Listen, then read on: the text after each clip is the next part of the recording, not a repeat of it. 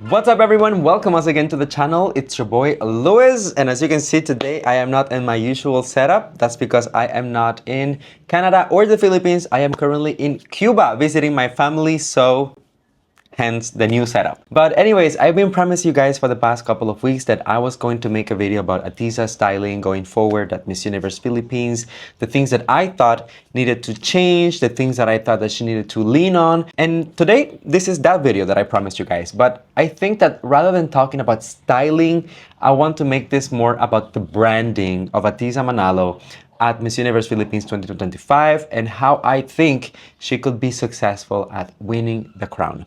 I mean, I mentioned this before in other videos that I made about Ahtisa. It is no secret to anyone that she's one of those queens who has already a cemented and solid legacy in pageantry because of her accomplishments before on a national and international stage.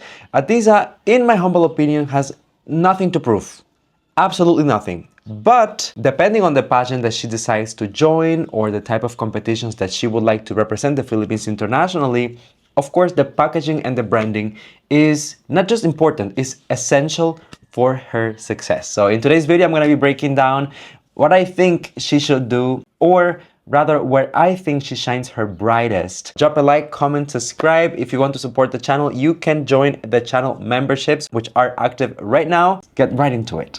You know, before we get started, we have to acknowledge where Ahtisa comes from so that we can understand where we need to go in the future. And it is no secret to anyone, right, that Ahtisa competed at Binibini Pilipinas in 2018. She was extremely successful. She won the title of Binibini International that year.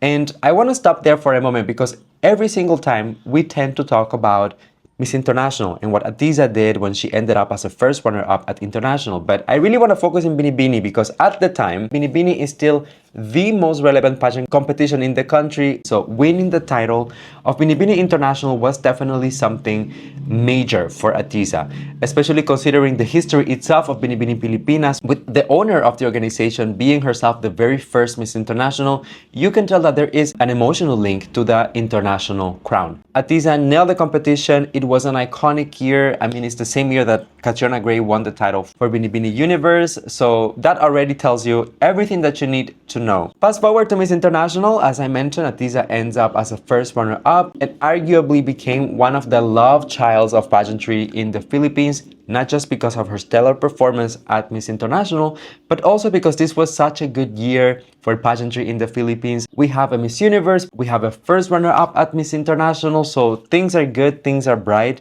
and it was definitely a celebration. We can safely say that a lot of people felt like Ahtisa deserved even more and that perhaps she could have even won Miss International. Now let's talk about her branding at the time. Ahtisa had this doll-like branding, I would say. In terms of styling, she would always go for things that were a bit more on the traditional side, on the conservative side, on the safe side, but that was still very girly, cutesy, very Disney princessy type of thing. And I thought that was the perfect thing to do because it's not only the prototype for Miss International, so I think in a way Ahtisa was packaging herself for that international competition, but simultaneously it feels genuine, honest, on brand for Ahtisa herself. She has a very soft personality, she is bubbly, she has a cute girly face, so the styling and the personal brand, it was a match made in heaven. Can we all agree on that?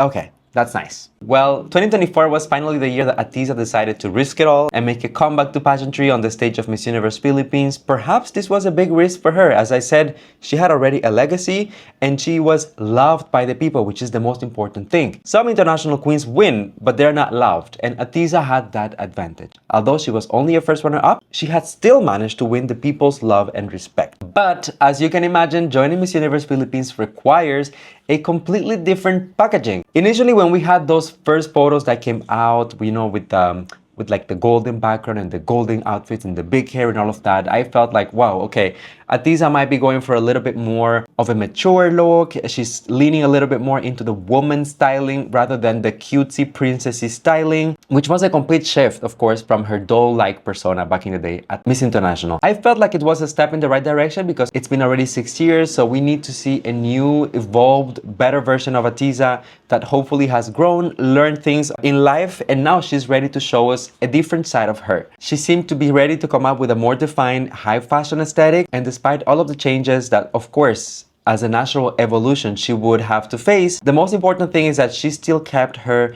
very down-to-earth, lovable personality that made everyone pretty much root for her to begin with. Now let's talk about Miss Universe Philippines last year as a competition. I feel like we all saw it happening in front of our very own eyes, that the moment that Miss Universe Philippines started, Ahtisa made it clear that she was not going to play it safe. Since the very beginning at the press presentation, she was already experimenting with edgy and modern styles. Occasionally, I will go as far as say that some of her looks were a little bit more quirky, and she was pulling some unexpected choices. Ahtisa was pretty much trying to prove that she was able to do something else, something different than the doll-like persona and the safe choices that she was known for during Miss International and Binibini Pilipinas, and just prove to everyone else that she can adapt and evolve to fit the mold of a Miss Universe Philippines title holder. If you guys go and watch my videos back then, reviewing her and whatnot, I was actually on board with the looks. I was surprised though that at the end, during the coronation night of Miss Universe Philippines, after pretty much like a national pageant season of taking risks and going for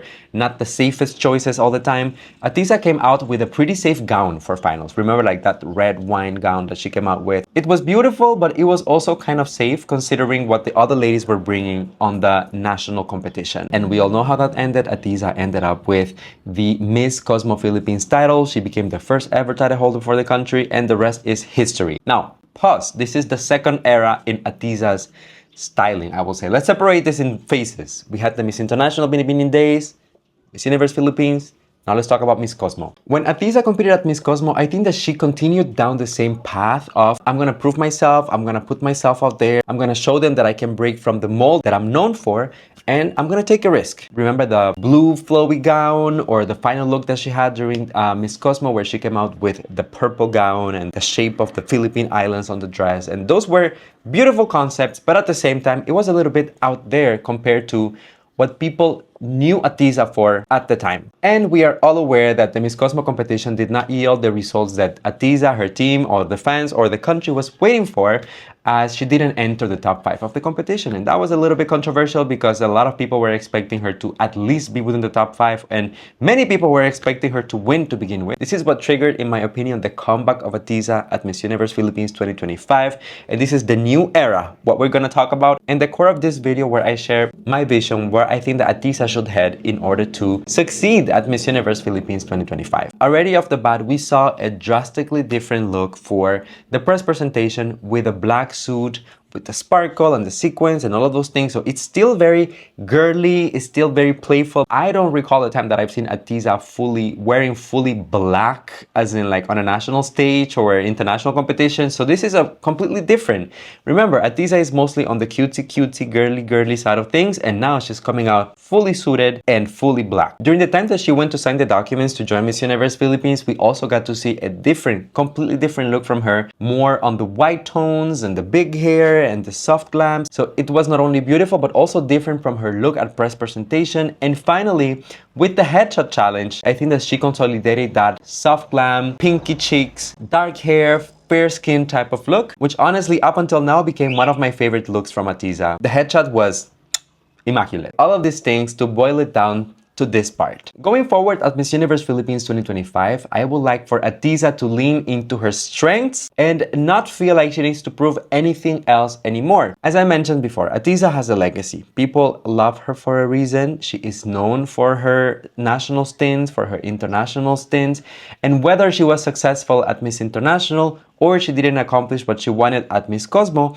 Ahtisa has already proved herself in a way, and people know what suits her the best. I feel like the Miss International mold was where Ahtisa was able to shine her brightest. So instead of trying to distance herself from it at Miss Universe Philippines, I would like for her to lean into it a little bit more, however showcasing an evolved and different elevated version of it. The dark hair, the fair skin, the rosy cheeks. This is a classic look that is timeless and that it suits her best, in my opinion. With a soft yet powerful styling, I think that she can show a sophisticated side, but still keep a little bit of that quirkiness that she seems to enjoy. I don't think it's a coincidence that so many of her looks during Miss Universe Philippines 2024 and her looks at Miss Cosmo were a little bit more on the risky and quirky side.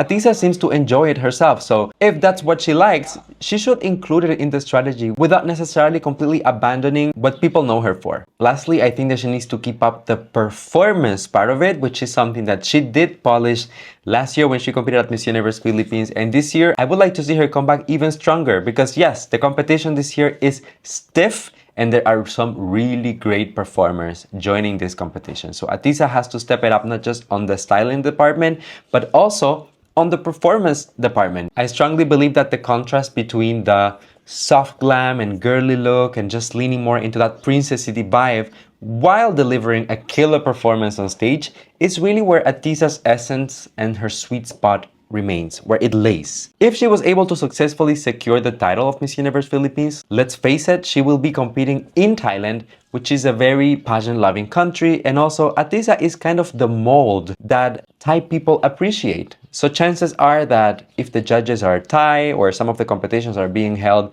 in, Thai spaces, she will most likely gain the favor and the likeliness of the fans as well as the judges. Last year, when the pageant was being held in Mexico, it was a different conversation because the prototype in a Latin country is so extremely different. But this time around, Ahtisa would be competing in Thailand, which favors some of the things that she brings to the table. Similar to that time when she competed in Japan. I've been saying for a while that this is Ahtisa's redemption journey. She is in her reputation era. She is coming to prove to everyone that, she has a legacy, that she is that girl, and that regardless of styling and performance and whatnot, and regardless of the outcome of this competition, even if she doesn't get the title of Miss Universe Philippines, no one can take that away from her. The things that she has managed to do with through pageantry in her country and internationally as well.